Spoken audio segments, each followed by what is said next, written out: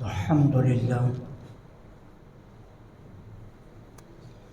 الحمدللہ الذی ہدانا الی الایمان والاسلام والصلاة والسلام علی نبیہ الذی استنقذنا من عبادت الاوثان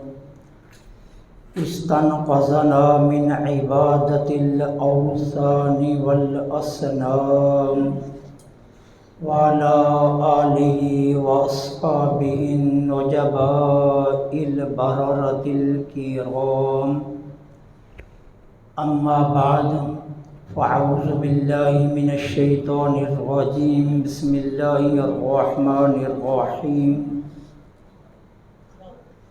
قل لا أسألكم عليه أجرا إلا المودة في القربى آمنت بالله صدق الله العظيم وصدق رسوله النبي الكريم الأمين ونحن على ذلك لمن الشاهدين والشاكرين والحمد لله رب العالمين مولا صلی وسلم دائما ابدا علی حبیبک خیر الخلق کلہم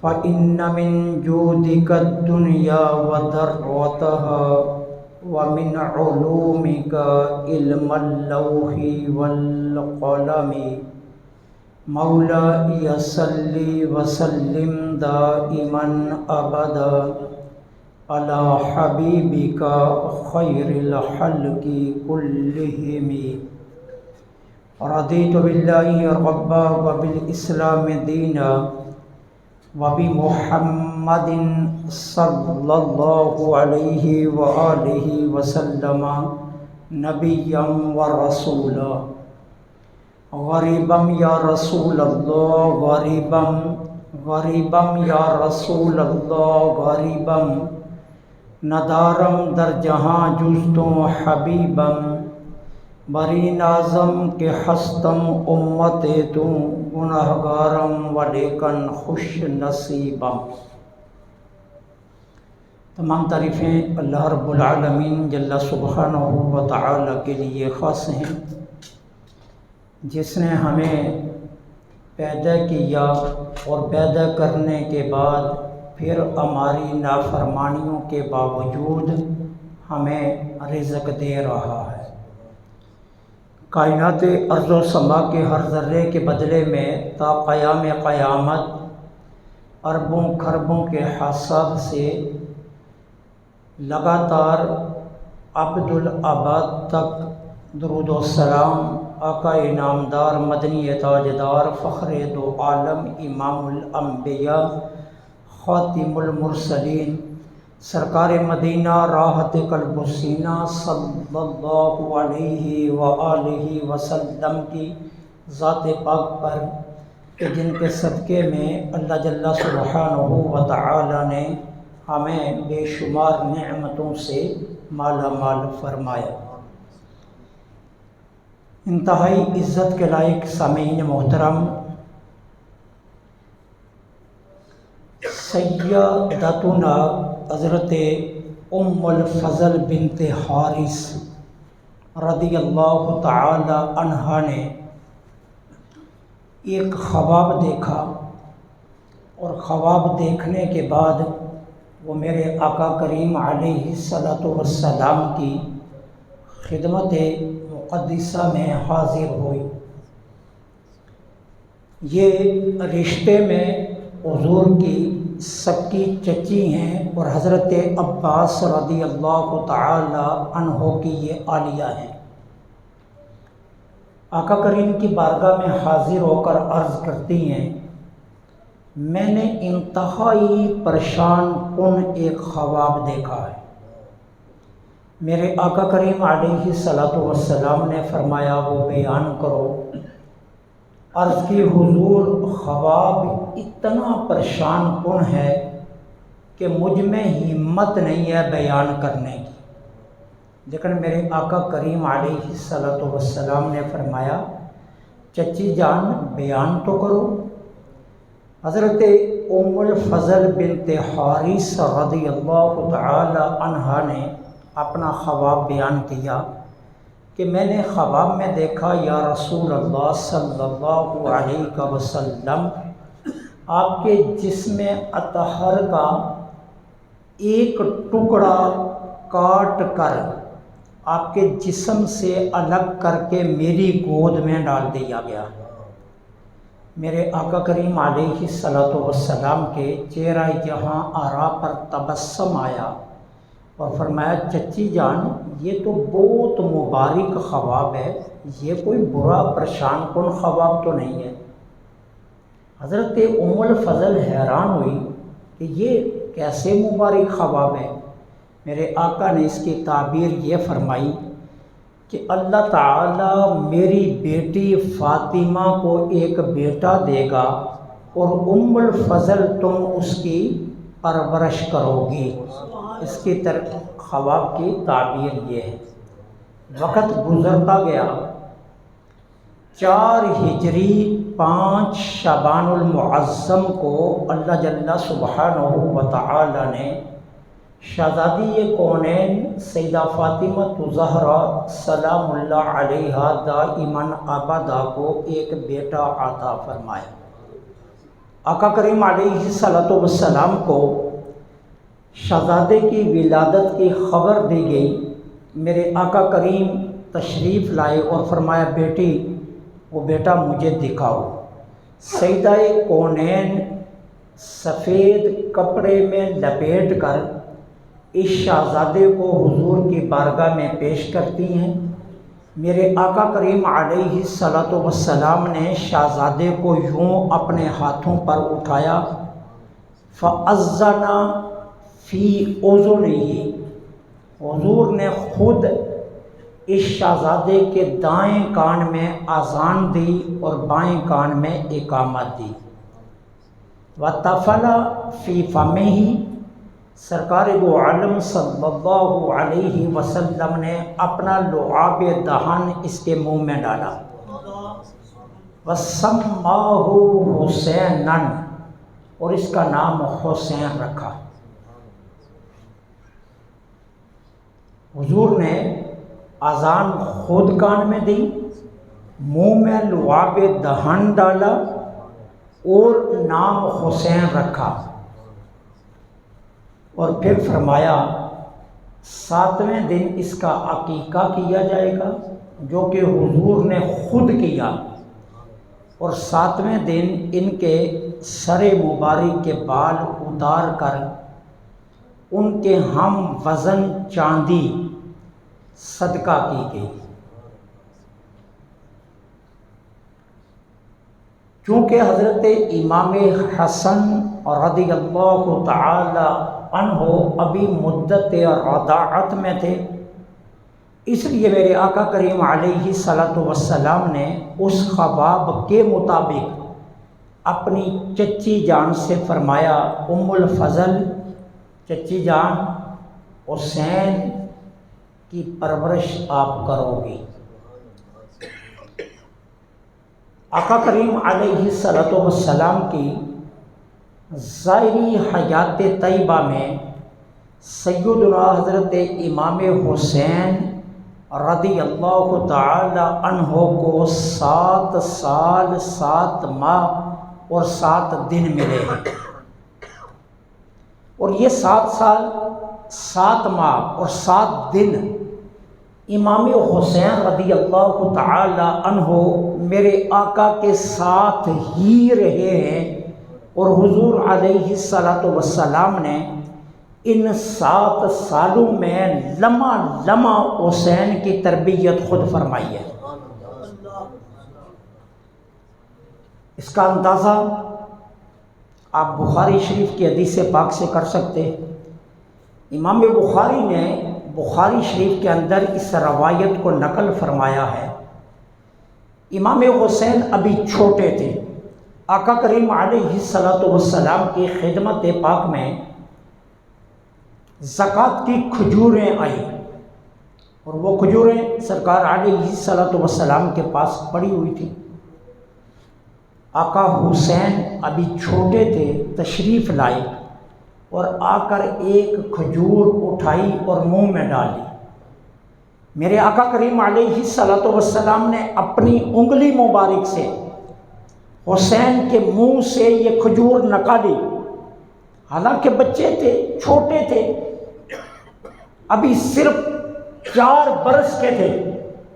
میرے آقا کریم علیہ الصلوۃ والسلام نے وہ کھجور حسین کے منہ سے انگلی کے ساتھ نکالی اور فرمایا بیٹے کہہ، بیٹے تھوکو تھوکو۔ حسین رضی اللہ تعالی عنہ نے نانا جان کے حکم پر بار بار تھوکا۔ پھر میرے آقا کریم نے حسین کو گود میں بٹھایا۔ 4 سال کے بچے کی تربیت میرے آقا کیسے فرما رہے ہیں؟ فرمایا بیٹے اہل بیت نبی کے لیے زکوٰۃ جائز نہیں ہے۔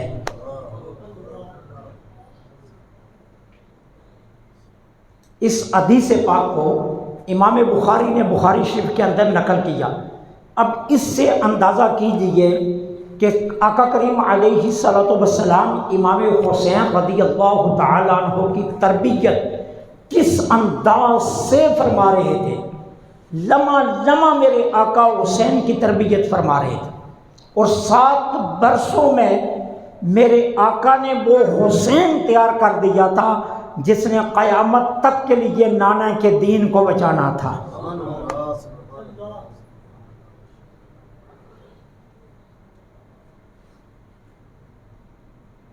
پھر امام مسلم نے یہ روایت نقل کی ہے، کان الحسن والحسین یقطعان بین یدی رسول اللہ صلی اللہ علیہ وسلم۔ آقا کریم اپنے سامنے امام حسن و حسین کی کشتی کروایا کرتے تھے۔ اب ایک مرتبہ امام حسن اور امام حسین کشتی لڑ رہے ہیں، سرکار دو عالم صلی اللہ علیہ وسلم بھی تشریف فرما ہیں اور شہزادی کونین بھی بیٹھی ہوئی ہیں۔ آقا کریم علیہ الصلوۃ والسلام کشتی کے طریقے حسین کو سکھا رہے ہیں۔ امام حسن کو یوں بچھاڑو، بھائی حسن پر یوں حملہ کرو، بھائی حسن کو یوں ایڑی لگاؤ۔ یہ ساری ادائیں حضور خود حسین کو سکھا رہے ہیں۔ اب شہزادی کونین بول پڑی، ابا جان آپ حسین کو یہ ہنر سکھا رہے ہیں، وہ بڑا بھائی ہے، آپ کیا چاہتے ہیں حسین جیت جائے حسن سے؟ فرمایا فاطمہ ایسا نہیں ہے، میں یہ نہیں ہے کہ یہ جیت و ہار کے لیے کشتی نہیں کروا رہا۔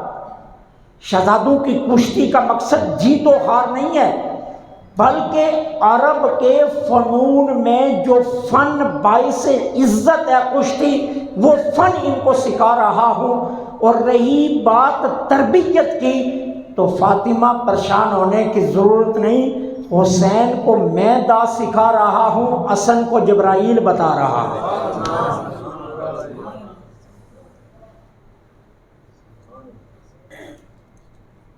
ان ابی ہریرہ، سیدنا حضرت ابو ہریرہ رضی اللہ تعالی عنہ روایت فرماتے ہیں، قالا فرماتے ہیں ابصرت عینا یا ہاتانی وسمعت اذنایا۔ حضرت ابو ہریرہ فرماتے ہیں میری آنکھوں نے خود دیکھا، میرے کانوں نے خود سنا۔ قال رسول اللہ صلی اللہ علیہ وسلم، سرکار دو عالم صلی اللہ علیہ وسلم تشریف فرما ہے، وَهُوَ آخِذٌ بِكَفِّ حسین، سرکار دو عالم نے حسین کے ہاتھوں کو پکڑا ہوا ہے، وَقَدَمَاهُ عَلَىٰ قَدَمِ رسول اللہ صلی اللہ علیہ وسلم، اور حسین کے دونوں پاؤں سرکار دو عالم صلی اللہ علیہ وسلم کے قدمین شریفین پر ہیں۔ اب میرے آقا کیا فرما رہے ہیں؟ یا بنیا سعد، اے بیٹے چڑھو۔ اب حسین اپنے پاؤں کے ساتھ نانا جان کی ٹانگوں سے ایڑیاں لگا کر چڑھ رہے ہیں۔ کہاں تک چڑھے؟ کہ حسین کے پاؤں میرے آقا کے سینے پر آ گئے اور حسین اس طرح بلند ہو گئے، چڑھتے آئے یہاں تک کہ امام حسین کے پاؤں سرکار دو عالم کے سینہ اطہر تک آ گئے اور حسین یوں بلند ہو گئے۔ اب میرے آقا کریم علیہ الصلوۃ والسلام نے کیا کیا؟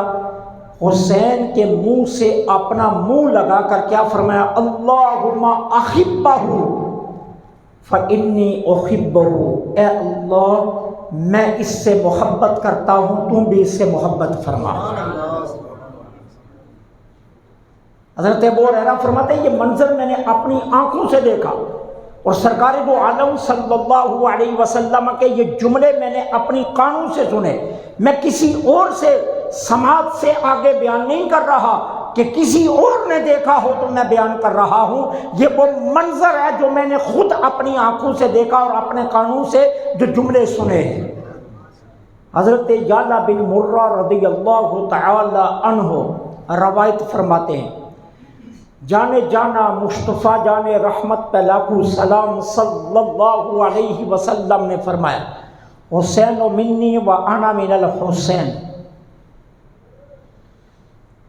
احب اللہ من احب الحسین و حسین سبت من الاسباط۔ آقا کریم علیہ الصلوۃ والسلام نے فرمایا حسین مجھ سے ہے اور میں حسین سے ہوں۔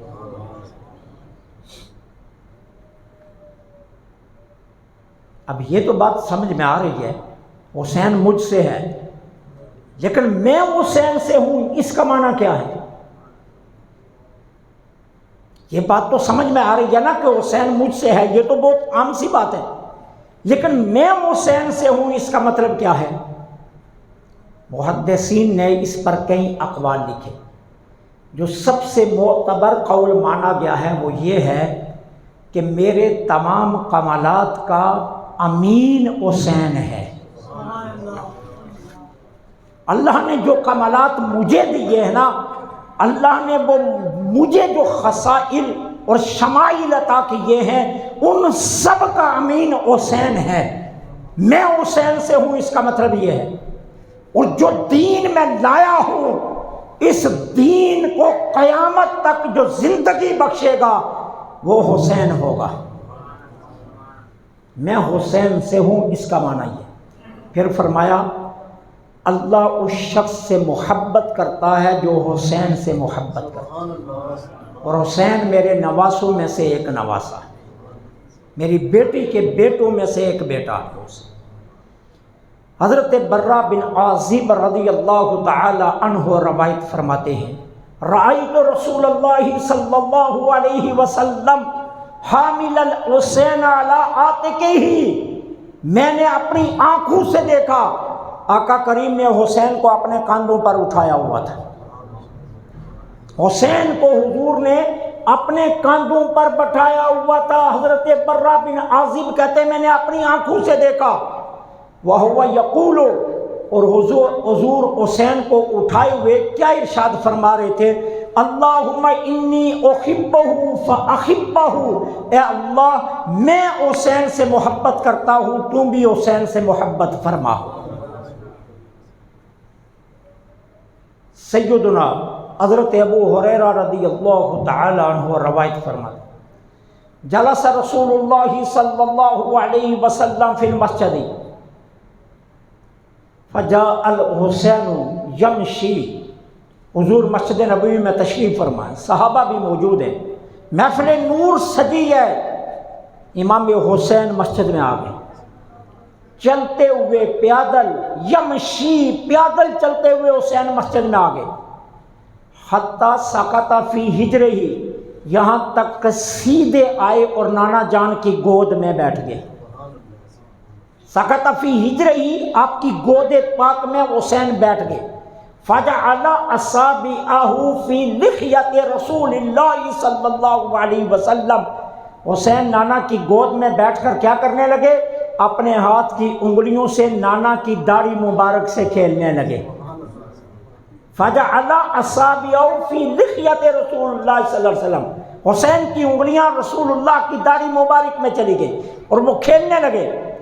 اب سرکار دو عالم صلی اللہ علیہ وسلم نے حسین کو یوں کھیلتے دیکھا، ففتخ رسول اللہ صلی اللہ علیہ وسلم فمہ الحسین، حضور نے یہاں سے دبا کر حسین کا منہ کھولا، ففتخ رسول اللہ صلی اللہ علیہ وسلم، رسول اللہ صلی اللہ علیہ وسلم نے حسین کا منہ کھولا، فادخل فاہ، پھر حضور نے حسین کے منہ میں اپنا منہ داخل کر دیا، حسین کا منہ کھولا اور حضور نے اپنے لبان مبارک حسین کے منہ میں داخل کر دی، ثم قال، پھر منہ میں منہ رکھ کر میرے آقا نے کیا فرمایا، اللہم انی احبہ، اے اللہ میں اس سے پیار کرتا ہوں، اللہم انی احبہ، ہے اللہ میں اس سے پیار کرتا ہوں، فاحبہ، تو بھی اس سے پیار کر، واحب من یحبہ، اور مولا جس سے حسین سے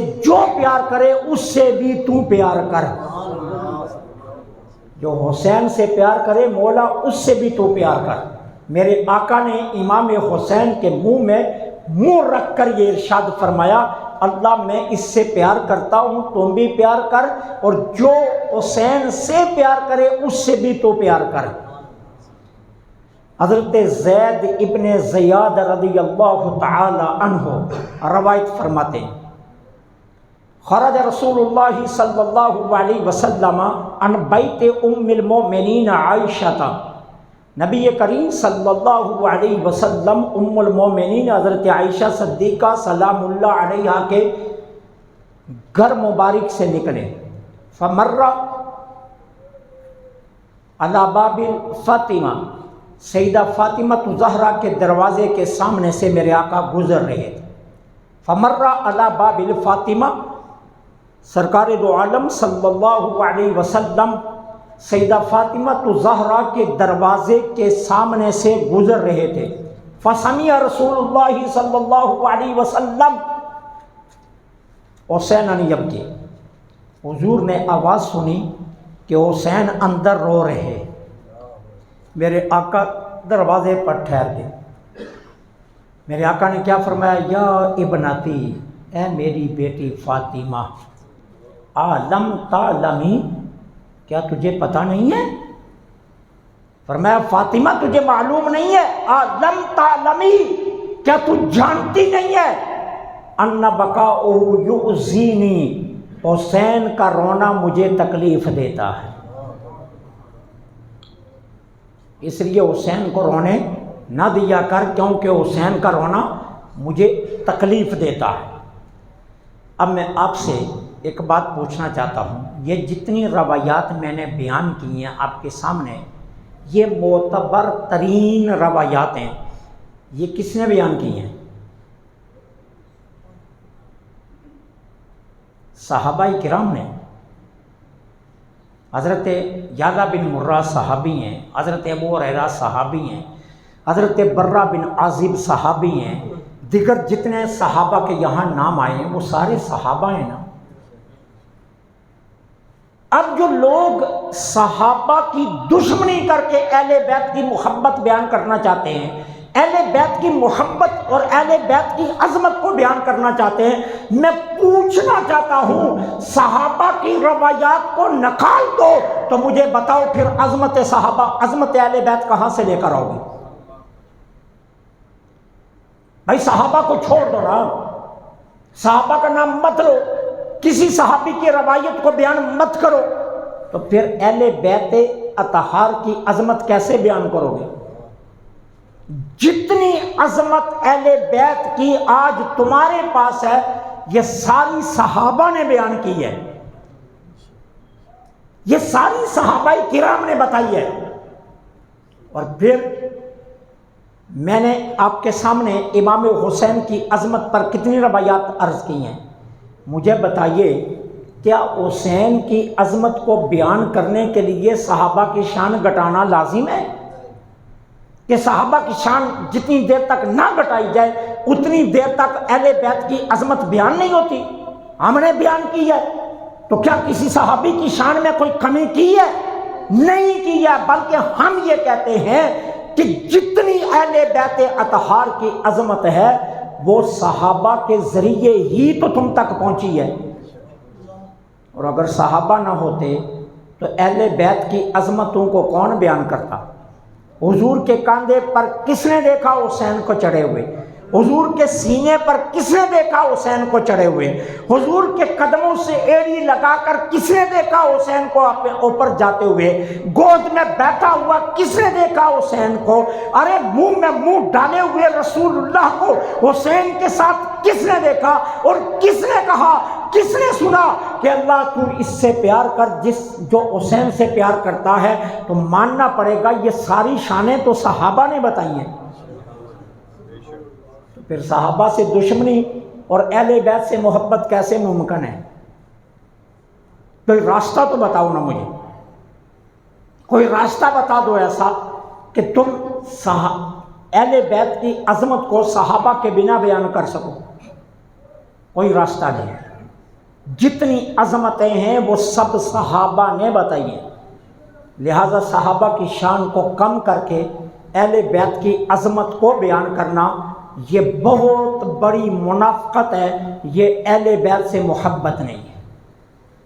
اب پھر میں پوچھتا ہوں، 1450 سال کے بعد تمہیں پتہ چل گیا حسین کی محبت بڑی ضروری ہے، تو جو سامنے فرمان رسول سن رہے تھے، جو پاس بیٹھے ہوئے تھے، جنہوں نے اپنی آنکھوں سے دیکھا، کانوں سے حضور کے فرمان سنے کہ اللہ میں حسین سے پیار کرتا ہوں، تم بھی پیار کر، اور جو حسین سے پیار کرتا اس سے بھی تو پیار کر، ارے تم زیادہ عامل آگے یا جنہوں نے رسول اللہ سے خود سنا تھا وہ زیادہ عامل ہیں؟ معلوم یہ ہوا تم اس گرد راہ کو بھی نہیں پہنچ سکتے جتنی صحابہ نے اہل بیت سے محبت کی ہے۔ جتنی محبت صحابہ نے اہل بیت سے کی ہے تم اس کی گرد راہ کو بھی نہیں پہنچ سکتے۔ آپ جانتے ہیں نا، حضرت شہر بانو یہ سیدنا حضرت امام حسین کی آلیہ ہے۔ حضرت شہر بانو یہ امام حسین کی آلیہ ہے اور امام زین العابدین کی والدہ ہیں۔ آج جتنے سید زندہ ہیں وہ چاہے سچے ہیں یا جھوٹے ہیں، مجھے ایک بات بتائیں، آج اولاد ساری امام زین العابدین سے چل رہی ہے، اور شہر بانو امام زین العابدین کی اماں جان ہیں، امام حسین کی عالیہ محترمہ ہیں۔ پھر میں آپ سے پوچھنا چاہتا ہوں، یہ شہر بانو کون ہے؟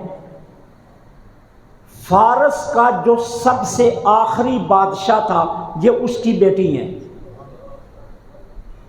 حضرت شہر بانو یہ فارس کے سب سے آخری بادشاہ کی بیٹی ہیں۔ جب فارس فتح کیا کس نے؟ حضرت عمر بن خطاب رضی اللہ تعالیٰ عنہ۔ فارس حضرت عمر نے فتح کیا ہے، فارس حضرت عمر نے فتح کیا۔ اب جب حضرت عمر نے فارس کو فتح کیا تو یہ بادشاہ کی بیٹی قیدی بن کر مدینہ پاک آئی۔ اب جب مدینہ پاک میں اس قیدیہ کے چہرے سے نقاب ہٹایا گیا تو یہ حسن و جمال کا پیکر تھی، بادشاہ کی بیٹی تھی، زیورات سے لدی ہوئی تھی، ہیرے اور جواہرات ان کے گلے میں تھے، سارا کچھ ان کے پاس تھا۔ اب صحابہ سے حضرت عمر نے پوچھا اس کا عقد کس سے کیا جائے؟ سارے صحابہ نے کہا اس شہزادی کے شان کے لائق حسین کے علاوہ کوئی اور نہیں ہے، کوئی اور نہیں ہے مدینہ میں حسین کے علاوہ۔ یہ فیصلہ کس کا تھا؟ صحابہ کا، صحابہ کا۔ اب کچھ صحابہ نے کہا یہ جو ہیرے، جو جواہرات، یہ جو سونا، یہ جو چاندی اس بادشاہ کی بیٹی کے گلے میں ہے یہ اتار لیا جائے، یہ بیت المال میں جمع کر لیا جائے، یہ بہت قیمتی ہے، اس کو بیچ کر بہت سا پیسہ کمایا جا سکتا ہے۔ تو حضرت عمر کھڑے ہو گئے، کہا نہیں، اگر یہ حسین کے عقد میں جائے گی تو اسی طرح ساری چیزوں سمیت حسین کے پاس جائے گی۔ یہ شان کس نے بیان کی؟ حضرت عمر نے۔ یہ شان کس نے بیان کی؟ صحابہ نے۔ مجھے سمجھ نہیں آتی ہے کہ تم آج حسین کے رشتہ دار بننے کے لیے عمر کو گالیاں دو، تم آج حسین کے رشتہ دار جھوٹے بننے کے لیے ابو بکر کو گالیاں دو، آج تم ابو بکر و عمر کو برا بلا کہو اور پھر اس کے بعد کہو ہمیں حسین سے محبت ہے۔ حسین سے تمہیں محبت نہیں ہے، حسین سے محبت صحابہ نے کر کے دکھائی ہے، اور آج حسین کی عظمت کی جتنی روایتیں ہمارے پاس ہیں وہ صحابہ کی بیان کردہ ہیں۔ اگر جرأت ہے تو صحابہ کی ساری روایات کو ایک طرف کر دو، پھر مجھے حسین کی شان بیان کر کے دکھا دو۔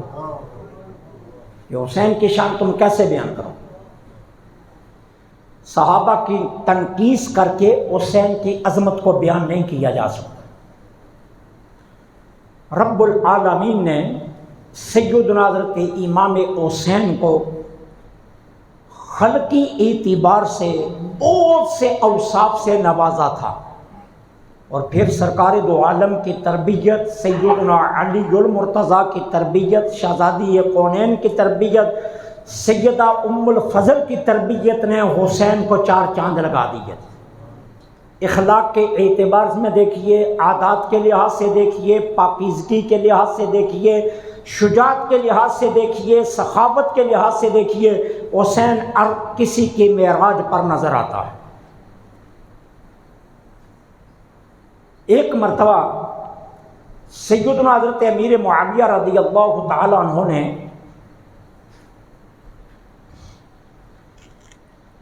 شام سے ایک شخص کو مدینہ طیبہ میں امام حسین کے پاس بھیجا کسی کام کے لیے، اور یہ دور عمر بن خطاب ہے، حضرت عمر کا دور ہے، تو حضرت امیر معاویہ شام کے گورنر تھے، انہوں نے کسی کام کے لیے ایک شخص کو حضرت امام حسین کے پاس مدینہ طیبہ میں بھیجا۔ اب حضرت امیر معاویہ اس کو تعارف کیا کروا رہے ہیں، کہتے ہیں تم مسجد نبوی میں جانا، مختلف حلقے لگے ہوں گے مسجد نبوی میں، صحابہ نے اپنے اپنے حلقے لگا کر تعلیم و تعلم کا کام کر رہے ہوں گے، جس حلقے میں تعلیم دینے والا سب سے خوبصورت تمہیں نظر آئے اور جس کا دھیما لہجہ دھیما ہو اور لوگ جس کی طرف زیادہ محبت سے راغب ہوتے ہوں، سمجھ لینا وہی حسین ہے۔ یہ حضرت امیر معاویہ تعارف کروا کر اس کو بھیج رہے۔ پتہ چلا حسین حسین بھی بہت تھے، پتہ چلا حسین با اخلاق بھی بہت تھے، پتہ چلا کائنات حسین کے پیچھے دوڑتی تھی۔ یہ آج کی بات نہیں، یہ دور فاروقی سے چلا آ رہا تھا کہ دنیا حسین کے پیچھے دوڑ رہی تھی۔ حضرت انس رضی اللہ تعالیٰ عنہ روایت کرتے ہیں، ایک مرتبہ ایک کنیز، ایک خادمہ حضرت امام حسین کی، حضرت امام حسین رضی اللہ تعالیٰ عنہ کی خدمت میں پھولوں کا ایک گلدستہ لے کر آئی اور آ کر آپ کی خدمت میں پیش کیا۔ حضرت امام حسین رضی اللہ تعالیٰ عنہ نے گلدستہ لے کر کہا جاؤ میں نے تمہیں آزاد کیا، جاؤ تم آزاد ہو۔ حضرت انس رضی اللہ تعالیٰ عنہ فرماتے ہیں میں نے عرض کیا آقا حسین یہ کنیز نوجوانہ بھی ہے، خوبصورت بھی ہے، محنتی بھی ہے، کام کاج کے ہنر بھی جانتی ہے، اور یہ آپ کی پرانی خادمہ بھی ہے، آپ نے ایک گلدستے کے بدلے میں اس کو آزاد کر دیا؟ اس نے صرف پھولوں کا ایک گلدستہ پیش کیا اور آپ نے اسے آزاد کر دیا۔ اب حسین کی سخاوت کا جواب سننا، فرمایا تم نے قرآن نہیں پڑھا، اللہ فرماتا ہے جب تمہیں کوئی تحفہ دے تو تم اس سے بہترین تحفہ اس کو جواب میں دو۔ فرمایا اس کی نظر میں یہ پھول سب سے بہترین تھے، اس نے مجھے دے دیے، اور اس کی نظر میں آزادی سب سے بہترین تھی، میں نے اس کو آزاد کر دیا۔ فرمایا اللہ کا یہ حکم ہے کہ جب تمہیں کوئی تحفہ دینا تو اس سے بہترین جواب میں تحفہ دو، ویسا تحفہ نہ دو، اس سے اعلیٰ تحفہ دو۔ تو اس کی نگاہ میں یہ پھول زیادہ خوبصورت ہیں، وہ ایک کنیز ہے، وہ ایک نوکرانی ہے، وہ ایک خادمہ ہے، اس نے پھولوں کو اچھا سمجھا مجھے دے دیجئے، اور میں جانتا ہوں کہ آزادی اس کے لیے کتنی ضروری ہے، اس لیے میں نے بدلے میں اس سے اعلیٰ تحفہ اس کو دے دیا کہ جاؤ میں نے تمہیں آزاد کیا۔ پھر آپ کی طبیعت مبارک میں عاجزی انتہائی درجے کی تھی، تکبر سے آپ کو بے حد نفرت تھی، تکبر آپ کے قریب بھی نہیں جاتا تھا، اور عاجزی انتہائی درجے کی تھی۔ کوئی کام کرنا ہوتا اپنے دست مبارک سے خود کر لیتے، کسی قسم کے طبقے میں بیٹھنا پڑ جاتا آپ کبھی بھی آر محسوس نہ کرتے۔ ایک مرتبہ آپ راستے میں تشریف لے جا رہے تھے، دیکھا چند غریب، بہت غریب لوگ راستے کے کنارے بیٹھے کھانا کھا رہے۔ انہوں نے دیکھا نواسہ رسول گزر رہا ہے، وہ تینوں اٹھ کر کھڑے ہو گئے اور عرض کرتے ہیں حسین اگر ہمارے ساتھ کھانا کھاؤ تو ہماری قسمت کتنی نازاں ہو جائے گی۔ امام حسین بیٹھ گئے ان کے ساتھ، کھانا شروع کر دیا، چند نوالے لیے، اس کے بعد فرمایا مجھے کھانے کی طلب نہیں ہے، بالکل طلب نہیں تھی، لیکن میں نے صرف تم لوگوں کی دل جوئی کے لیے کھانا کھایا، کیا تاکہ تمہارے دلوں میں یہ نہ آئے کہ نواسہ رسول ہماری غربت کی وجہ سے ہمارے پاس نہیں بیٹھا، ہمارا کھانا اس کے لائق نہیں تھا، ہماری شان اس کے لائق نہیں تھی، یا ہمارا دسترخوان ان کے قابل نہیں تھا۔ فرمایا تاکہ تمہارے ذہنوں میں یہ خیال نہ آئے، اس لیے حسین کو کھانے کی طلب تو نہیں تھی، لیکن اس کے باوجود حسین تمہارے ساتھ بیٹھا ہے اور اس نے چند لقمے اس لیے تناول کیے ہیں تاکہ تمہیں یہ احساس رہے کہ حسین تکبر نہیں کرتا، حسین عاجزی کا پیکر ہے۔ سخاوت تو اس گھر کی لونڈی تھی، سخاوت تو اس در سے ہی کائنات نے سیکھی ہے، سخاوت تو کائنات کو اس در سے ہی ملی ہے۔ غریبوں کی مدد کا عالم یہ تھا۔ امام زین العابدین رضی اللہ تعالی عنہ روایت فرماتے ہیں میرے والد گرامی اتنی غریبوں کی مدد فرماتے، مساکین کی مدد فرماتے، رات کی تاریکی میں اپنے کاندھے پر خود راشن اٹھا کر لوگوں کے گھروں میں چھوڑ آیا کرتے تھے۔ امام زین العابدین فرماتے ہیں میں نے اپنی آنکھوں سے دیکھا میرے باپ کے دونوں کاندھے راشن اٹھانے کی وجہ سے ان پر سیاہ داغ پڑ چکے تھے۔ رات کی تاریکی میں غربا کے دروازے پر راشن رکھ آتے، دستک دے کر منہ پر نقاب ڈال کر آ جاتے تاکہ غریب کو پتہ بھی نہ چلے دینے والا کون آیا ہے۔ اس انداز سے سخاوت کا یہ عالم تھا۔ ایک مرتبہ دروازے پر دستک ہوئی تو آپ نماز پڑھ رہے تھے، آپ نے نماز کو مختصر کیا، دروازے پر آگے دیکھا ایک سائل کھڑا ہے اور سائل بھی مستحق ہے۔ اس نے سوال کیا، آپ نے اپنے خادم کو آواز دی، کہا گھر میں کیا ہے؟ اس نے کہا جی 200 درہم ہے۔ فرمایا سارے لے آؤ۔ خادم 200 درہم لے تو آیا، لیکن آ کر عرض کرتا ہے حضور اہل بیت کے لیے اور پیچھے کچھ نہیں ہے، گھر والوں کے لیے اور کچھ نہیں ہے پیچھے، صرف یہی 200 درہم ہے، انہی سے سودا سلف خرید کر گھر کا نظام چلنا ہے۔ فرمایا ہمارا گزارا تو کھجوروں پر بھی ہو جائے گا، یہ اسے دے دو۔ فرمایا ہمارا گزارا تو کھجوروں پر بھی ہو جائے گا، یہ 200 درہم سارے کے سارے اسے دے دو۔ اور اس کو دے کر پتہ ہی کیا فرمایا؟ فرمایا آج کل ہم تنگ دست ہیں، انہی پر گزارا کر لو، اگر اور ہوتے تو ہم تمہیں اور بھی دے دیتے۔ یہ حسین کی سخاوت کا عالم۔ ایک مرتبہ بیت المال میں حضرت عمر بن خطاب رضی اللہ تعالیٰ عنہ نے بیت المال تقسیم کیا تو امام حسین کے حصے میں 40,000 درہم آئے۔ امام حسین کو بیت المال سے 40,000 درہم ملے، مسجد نبوی میں بیٹھ گئے، اب غریبوں کا انتظار کرنے لگے۔ اب صحابہ سمجھ گئے حسین یہ بانٹنے کے لیے بیٹھے، اب غریب آنا شروع ہو گئے، حسین بانٹتے گئے۔ حضرت انس قریب گئے، جا کر عرض کیا حسین آپ کے اپنے کپڑوں پر پیمند لگے ہوئے ہیں، آپ کے اپنے کپڑے پرانے ہو چکے ہیں، آپ کے اپنے کپڑے بوسیدہ ہیں، آپ کچھ پیسے رکھ لیں اور اپنے لیے نیا لباس بنوا لیں، یہ بہتر نہیں ہوگا؟ آقا حسین آگے سے کیا فرماتے ہیں؟ فرمایا نہیں، اصل پیسہ وہی ہے جو ضرورت مندوں کے کام آ جائے، اصل پیسہ وہ ہے۔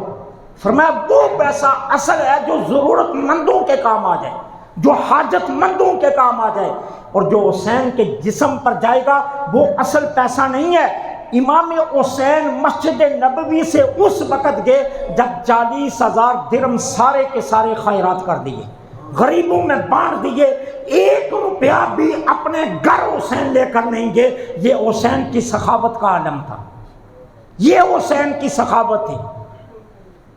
ایک مرتبہ ایک دیہاتی دروازے پر آیا، اس نے 2 اشعار لکھ کر بھیجے۔ اب ان اشعار کا ترجمہ یہ بنتا ہے کہ میرے پاس ایک دانہ خریدنے کے لیے بھی کچھ نہیں ہے، میں نے اپنی عزت نفس کو بچا کر رکھا، آج تک کسی کے دروازے پر نہیں گیا، لیکن آج میں اس دروازے پر کھڑا ہوں جہاں مجھے یقین ہے کہ اس دروازے کے مالک عزت نہیں خریدتے، عزت کی حفاظت کرتے ہیں۔ اب اندر سے جواب آنے میں کچھ دیر لگی، امام حسین تک رکا پہنچ تو گیا لیکن کچھ دیر لگی جواب آنے میں۔ اب اس نے 2 شعر اور لکھ کر بھیج دیے۔ تھوڑی دیر کے بعد کہتا ہے واپس لوٹ کر جاؤں، لوگ پوچھیں گے حسین کے دروازے پر گیا تھا تو کیا ملا؟ اگر کہوں کہ ملا ہے تو یہ جھوٹ ہوگا، اور اگر کہوں کچھ نہیں ملا تو لوگ مانیں گے نہیں، سخی کے دروازے سے خالی کیسے آ گیا۔ یہ رکا لکھ کر بھیجا۔ اب امام حسین اندر سے آئے، دونوں ہاتھوں میں 2 پیالے تھے جو چاندیوں سے بھرے ہوئے، دونوں پیالے لپا لپ چاندی سے بھرے ہوئے تھے۔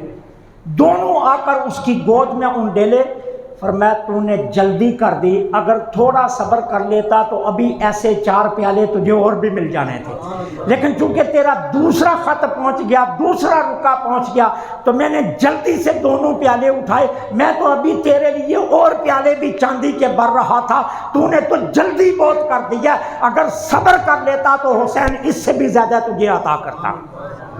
یہ حسین کی سخاوت کا عالم تھا۔ حضرت اسامہ کو کون نہیں جانتا، میرے آقا کے وہ لاڈلے صحابی، پیارے صحابی، یہ بیمار ہوئے، امام حسین ان کی تیمارداری کے لیے تشریف لائے، یہ زار و قطار رو رہے تھے، چم چم ان کی آنکھوں سے آنسو جاری تھے۔ فرمایا اسامہ کیوں رو رہے ہو؟ عرض کی ملک الموت سامنے نظر آ رہا ہے، لیکن میرے اوپر بہت سارا قرض ہے، اور میرے گھر میں والوں کے پاس اتنی ہمت نہیں ہے قرض اتار دیں، رو اس لیے رہا ہوں کہ یہ قرض لے کر اگر اللہ کی بارگاہ میں گیا تو جواب کیا دوں گا۔ امام حسین نے فرمایا اسامہ رو مت، تمہارا سارا قرض میں اپنے ذمہ لیتا ہوں۔ کہا آقا حسین آپ کی بات درست، میں نے مان لی، جو آپ نے فرمایا وہ بالکل سچ ہے، لیکن ابھی مالک الموت مجھے نظر آ رہا ہے، ابھی مر گیا اور قبر میں داخل کر دیا جاؤں گا، جتنی دیر تک آپ قرض ادا نہیں کرتے اتنی دیر تک تو میری قبر پر بوجھ رہے گا نا، وہ لمحے میں کیسے گزاروں گا۔ امام حسین اسی وقت اٹھے، تیز قدموں سے گھر آئے، آ کر حضرت اسامہ کے سارے مقروضوں کو، قرض خواہوں کو بلا لیا، حضرت اسامہ کے قرض خواہوں کو بلا کر ان کا سارا قرض ادا کر دیا، اور ادا کر کے پھر حضرت اسامہ کے پاس آئے اور کہا اسامہ خوش ہو کر دنیا سے جاؤ، میں نے تمہارا سارا قرض ادا کر دیا۔ یہ آقا حسین کی سخاوت کا عالم، یہ حسین تھے۔ اب میں آپ سے پھر پوچھنا چاہتا ہوں، میں نے حسین کی سخاوت بیان کی، میں نے حسین کی عظمت بیان کی، میں نے حسین کی شان بیان کی، میں نے حسین کے رتبوں کو بیان کیا، میں نے حسین کی عاجزی کو بیان کیا، مجھے بتائیے مجھے کسی صحابہ کی جانا شان گھٹانی پڑی؟ تو پھر کیوں ضرورت پڑتی ہے کہ صحابہ کی شان گھٹا کر اہل بیت کی شان کو بڑھانے کی کوششیں کی جاتی ہیں؟ ارے ظالمو، صحابہ نے ہی تو اہل بیت کی شان کو بیان کیا ہے، اگر صحابہ کو درمیان سے نکال دیں تو اہل بیت کی شان تو سمجھ میں نہیں آتی، سمجھ میں آ سکتی ہی نہیں۔ اور پھر تم نے صحابہ کی تقسیم شروع کر دی، وہ جی فلاں صحابی تھے فلاں نہیں رہے، فلاں صحابی تھے فلاں نہیں رہے۔ میں پوچھنا چاہتا ہوں قرآن نے جتنے حکم نازل کیے ہیں وہ سارے حکم برحق ہیں یا نہیں؟ بولو نا یار، برحق ہیں نا یہ وہ سارے حکم؟ تو پھر مجھے یہ بتائیے، اللہ اکبر، تو مجھے تاریخ بتائے، تو میرے سامنے تاریخ کی کتابیں رکھے، تو مجھے تاریخ کے حوالے دے، تو تاریخ معتبر ہوگی یا قرآن معتبر ہوگا؟ معتبر کون ہوگا؟ قرآن معتبر ہوگا نا۔ اللہ کا قرآن کیا کہہ رہا ہے؟ رحماء بینہم، رحماء بینہم، سارے صحابہ آپس میں محبت کرتے تھے۔ اب تیری تاریخ کو میں کہاں پھینکوں؟ تیری تاریخ کو مانوں یا قرآن کے حکم کو مانوں؟ قرآن پر تاریخ کو ترجیح دوں؟ پھر مجھے بتا، اس کے بعد بھی میں مسلمان کہلاؤں؟ تو مجھے تاریخ اٹھا اٹھا کر دکھائے اور میں تجھے قرآن بتاتا ہوں۔ اللہ کا قرآن کہتا ہے رحماء بینہم، سارے صحابہ آپس میں ایک دوسرے سے محبت کرتے تھے، کسی صحابی سے کوئی عداوت اور دشمنی نہیں تھی، سارے ایک دوسرے کے دوست تھے۔ رحماء بینہم، وہ تو آپس میں ایک دوسرے کے دوست تھے۔ تو اہل بیت کی شان کو بیان کرنے کے لیے صحابہ کی تنقیص کرنے کی ضرورت نہیں ہے، بلکہ سچ پوچھو، جتنی صحابہ کی شان بیان کرو گے نا، اتنی ہی اہل بیت کی عظمت بلند ہوگی۔ کیوں؟ ابو بکر سب سے بڑے سچے، سب سے بڑے سچے۔ تم بیان کرو اپنے ممبروں پر، کائنات میں رسولوں کے بعد ابو بکر سے بڑا سچا کوئی نہیں ہے۔ اور وہ ابو بکر کہتا ہے حسین جنت کے سرداروں، نوجوانوں کے سردار ہیں۔ تو بات بتاؤ، اس بات میں پھر کتنا وزن آئے گا کہ جو رسولوں کے بعد سب سے سچا ہے وہ کہتا ہے کہ حسین جنت کے جوانوں کے سردار ہیں، تو پھر حسین کی شان میں ابو بکر کا یہ بیان کیا جانا، یہ کتنی شان بڑھائے گا حسین کی۔ تم تو نقص نکال کر اہل بیت کی عظمت کو بیان کرنا چاہتے ہو، صحابہ کی شانیں بیان کرو اور پھر صحابہ کے منہ سے حسین کے لیے نکلے جملے بیان کرو، تو دیکھنا پھر حسین کی عظمت کتنی بلند ہوتی ہے۔ تو حسین کی عظمت کے لیے صحابہ کی تنقیص کی ضرورت نہیں ہے۔ صحابہ کی شانیں وہ ہیں جو اللہ رسول نے دی ہیں، اور حسین کی شانیں بھی وہی ہیں جو اللہ رسول نے دی ہیں۔ اللہ مجھے آپ کو